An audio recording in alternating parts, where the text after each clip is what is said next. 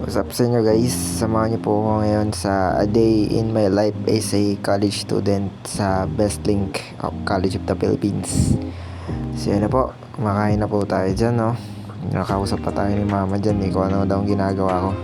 Sabi ko nga, nagbibideo po ako para po sa project namin to. Kala mo naman talaga magagawa niya. Siyempre magagawa natin yan, pero isang araw lang. Huwag nadamihan kasi ganun talaga pag tamad ka. Hindi, charot lang. Lah, ang pangit.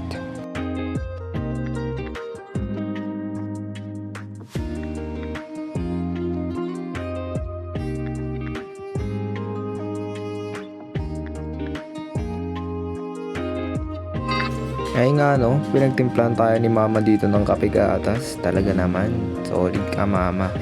Nice one. No, ngiting-ngiti po. Lo. Ayan si mama guys. Thank you. Tapos na nga tayo kumain dyan guys, no? Pagkatagal-tagal kumain, boy. Diyos ko.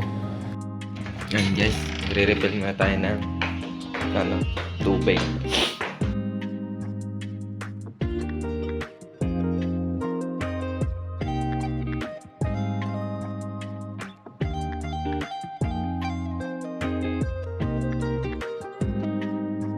Nga na nga guys, tapos na tayo mag-refill dyan. Sunod ko naman ang gagawin dyan, maghuhugas ako ng pinagkainan ko. Syempre dahil naka-video, maghuhugas tayo.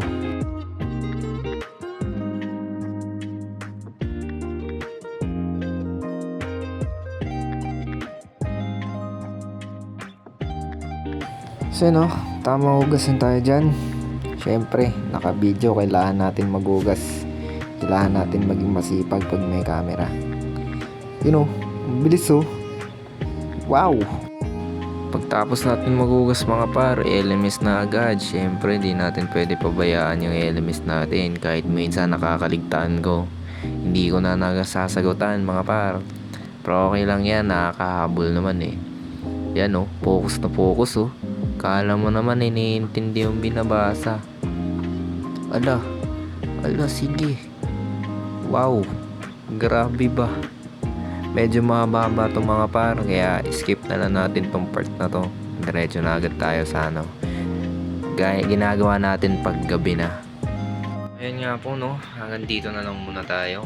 Hindi na natin papabuti ng gabi kasi kain, tulog, upo, higa lang naman ginagawa ko pag gabi. Kasi kanina pagtapos ko mag-LMS, nakatulog din ako. So, ayun nga po salamat po sa panonood. Bukas naman ulit A Day in My Life Day 2. Yan. Thank you po sa panonood. Peace out.